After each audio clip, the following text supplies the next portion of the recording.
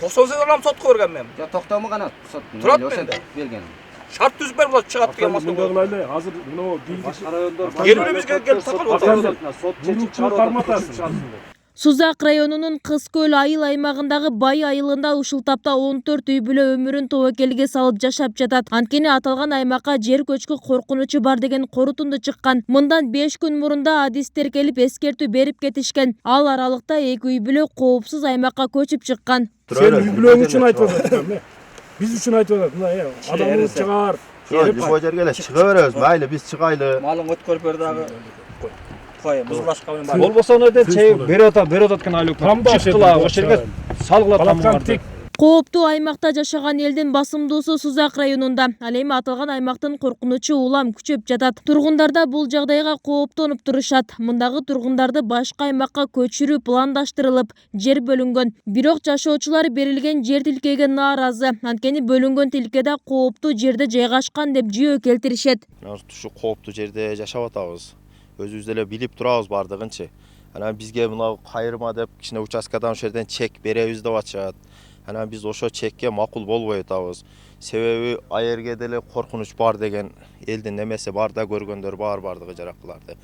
Анан 5 жыл 10 жыл өткөндөн кийин кокус аерден дагы жарака пайда болуп дагы ачылса, биз каяка барабыз? Болгон мал мүлктү сатып аерге там тургузсак, бизге деле кыйын да турабы.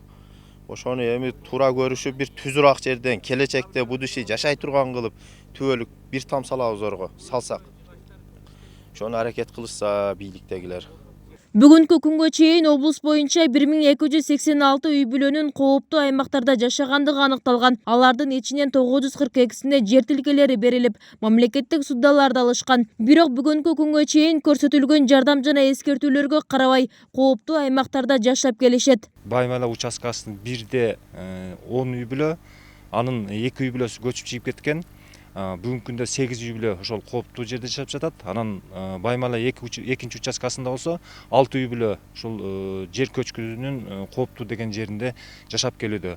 Ошону ордунда көрүп, бир аз маалымат берип кете турган болсом, бул жер көчкү 1995 жылдары, 94 жылдары пайда болгон. Бул Баймала 1 участкасында, ал эми Баймала 2 участкасында болсо 2016-2017 жылдары активдешип ушу жер көчкү пайда болгон. Ошонун негизинде бүгүнкү күндө ушу жарандык коргонуу комиссиясы менен биргеликте элдерди кооптуу жайдан коопсуз жайга көчүрүү боюнча иш чара жүргүзүп жатабыз. Облуста кооптуу дейилген аймактарда жер көчкү коркунучу жогору. Өткөн жылы эскертүүлөргө баш ийбеген 36 үй бүлөнүн материалдары сот органдарына өткөрүлүп берилген. Анын ичинен 20 кожолукка мажбурлап көчүрүү чечими чыккан. Быйылда ушундай чара колдонулмакчы. Бибисара Оразалиева, Руслан Калматов, 7 канал, Жалал Абад.